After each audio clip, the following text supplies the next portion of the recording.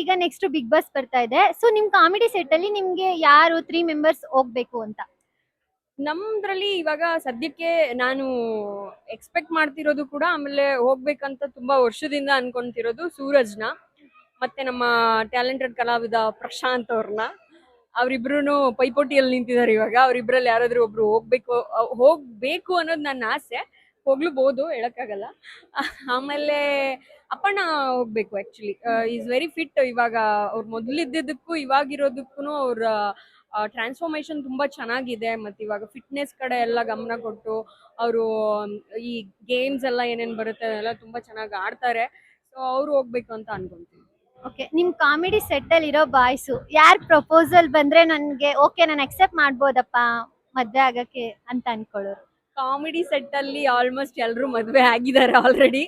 ಆಗದೆ ಉಳ್ಕೊಂಡಿರೋದು ಅಂತ ಅಂದ್ರೆ ಸೂರಜ್ ಒಬ್ನೇ. ನನ್ ಮಗನ್ ನನ್ ಮದ್ವೆ ಆಗಲ್ಲ.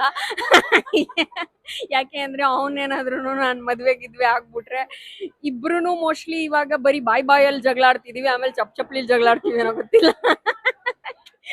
ಸೊ ಹಂಗಾಗಿ ನಮ್ಮ ಕಾಮಿಡಿ ಗಿಲಾಡಿ ಕಡೆಯಿಂದ ಈ ಸದ್ಯಕ್ಕೆ ಯಾರುನು ಮದುವೆ ಪ್ರಪೋಸಲ್ ಅಂತ ಬರಲ್ಲ, ಹೊರಗಡೆಯಿಂದ ನೋಡ್ಬೇಕು. ಅಲ್ಲ ಪಾಪ ಸೂರಜ್ ಅವರೇ ನಿಮಗೆ ಬಾಳ್ ಕೊಡ್ತೀನಿ ಅಂತ ಬಂದ್ರು ಒಪ್ಕೊಳಲ್ವಾ?